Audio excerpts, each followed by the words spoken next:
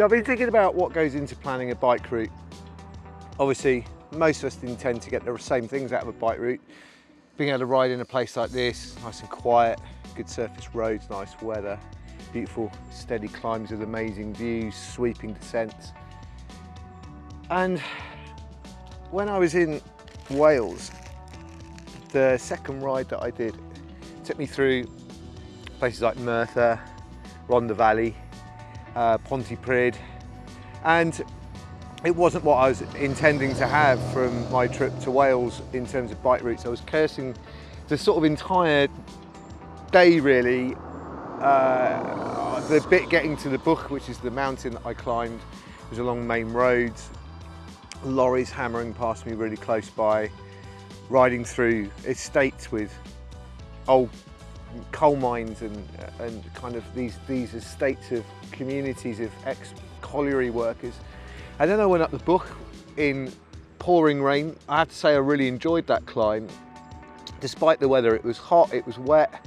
And then I came down the other side, a really nice sweeping descent, and then immediately went up a really steep, really savage climb, which took me into a really remote estate, ex-colliery estate. You could still see the old mine up there, the capped mine, burnt out cars, just a big sense of deprivation up there. And it started to make me sort of think a little bit about the sort of things that the sorts of things that we tend to look for in bike routes, because that wasn't what I was looking for in a bike route. And I was thinking about all the lovely rides I've done abroad in France and Mallorca and Spain and over here in the Mendips and in the BRECON beacons, and that this wasn't what I'd signed up for. This was a terrible route full of awful places.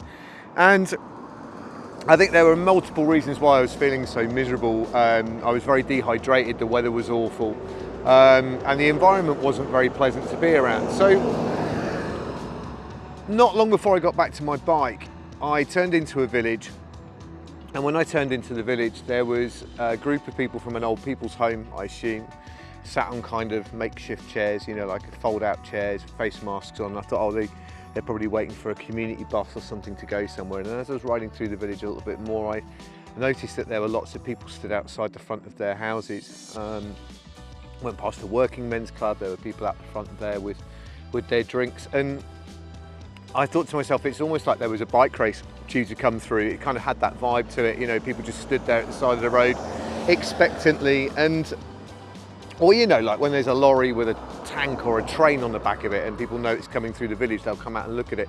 So I actually stopped and spoke to a lady and said, you know, what's everybody waiting for? And she told me that there was a funeral coming through along that road. Someone from the village had passed away, and that they were stood there to pay their last respects. And I said, you know, is it somebody special from the village? I thought like the mayor or something, or you know, some local dignitary. And she said everybody in the village is special.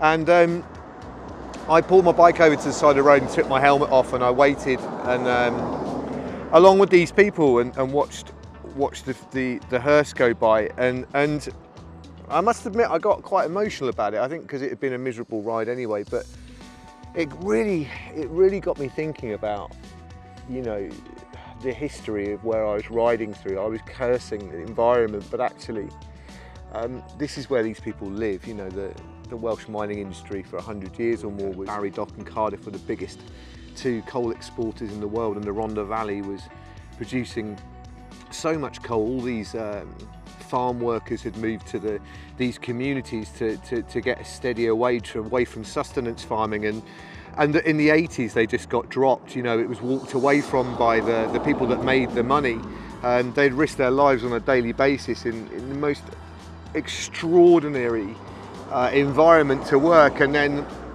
you know, were dropped, just left. The people with the money just up sticks and left these communities to fend for themselves with no sort of exit plan. And this is what they were left with, this devastation, this unemployment, these substance abuse issues, these communities that were just left. And yet somehow when we think we have a community, you know, where we live, or you know, we go to these areas in Cornwall where fishing villages have been kind of decimated by people coming in and you know, buying these beautiful houses down on the harbour side, things like that. Morning.